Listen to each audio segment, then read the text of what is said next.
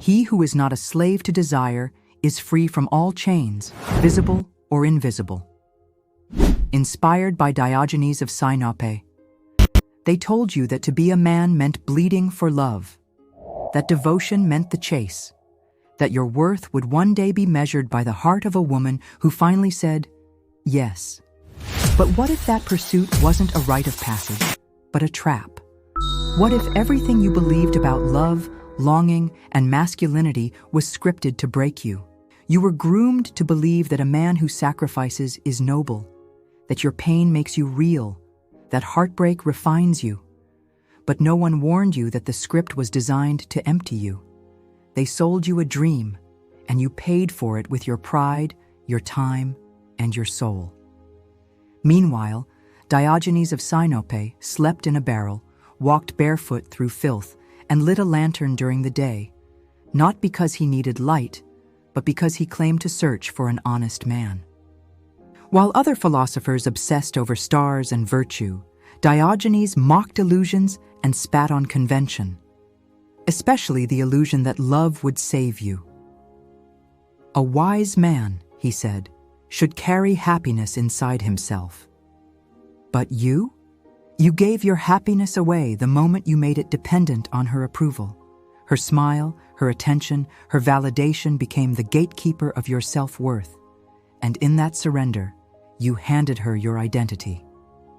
You think you're chasing love.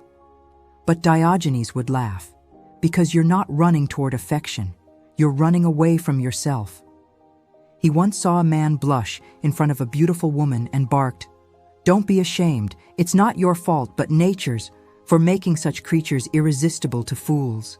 What you call romance, he called weakness.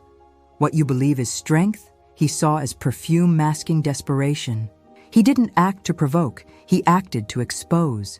He urinated in public. He masturbated in the marketplace. When scolded, he said, "If only rubbing my belly could cure hunger too." Not to offend, but to reveal. Your shame is the leash they put around your manhood. You restrain your instincts not for discipline, but to appear more attractive to the very women you chase. You play the gentleman not from virtue, but from strategy. You wear masks. Diogenes burned them. You build pedestals. He smashed them. You walk into rooms hoping to be noticed. Diogenes walked into rooms looking for fools, and usually found them in men desperate for attention. He once discarded his cup after watching a child drink from cupped hands. That's how deeply he stripped life down. That's how little he needed. You decorate your prison. You chase after silk before mastering steel. Diogenes wasn't against women. He was against illusions. And there is no illusion more corrosive to a man than the belief that a woman's love will make him whole. The man with the least, he said, has the most. And yet, you never feel like enough. You scroll, you swipe, you wait for her message like it's medicine. You live haunted by women who never loved you. Or worse, women who once did until you overgave and lost yourself. You were told to chase to prove you're a man. Diogenes didn't chase. He stood still. And when Alexander the Great asked, "What can I do for you?" he replied, "Move, you're blocking my sunlight." That's power. That's sovereignty. That's the freedom of a man who kneels to no one. You orbit women like dying planets seeking light. You shrink yourself to fit inside someone else's desire and call it love. Diogenes would have called it servitude, not because women enslave you, but because you shackled yourself with a smile and a bouquet. He said, "The most beautiful woman is nothing without character, and character means nothing without truth." And the truth is, most of what you call love is your fear of being alone, dressed up in poetry. You don't give to connect. You give to bargain. You hand her your soul and call it romance, hoping she'll give you a reflection of yourself. That's not generosity. That's negotiation. It's a trade. And when she doesn't return the favor, you're devastated, not because she left, but because the mirror cracked. Diogenes didn't need mirrors. He faced the world with nothing to prove. He mocked illusions until the world had to laugh or rage, because nothing offends like truth spoken without apology. So I ask you now, not as a preacher or judge, but as a man who's also crawled through this. When will you stop chasing what can't complete you? When will you stop mistaking approval for affection and obedience for intimacy? The woman you chase is not your enemy, but your illusion of her is. You say it's loyalty, it's dependency. You call it passion, it's obsession. You say, she's different. Diogenes would spit and say, the gods want nothing, and godlike men want little. So what godlike man loses himself over a missed message? You were not born to beg. You were not made to orbit. You were built to build, to stand. Somewhere, they convinced you your value comes from being chosen, but it doesn't. And now you scroll like a beggar, smile through rejection like a clown, swallow your pride and call it romantic. Diogenes mocked kings, ate scraps, lived in dirt, and still made the most powerful man in the world feel small. Why? Because he couldn't be bought. You, though, you give her everything without her even asking. You change your tone, your clothes, your future to better fit her preferences. You call it romantic.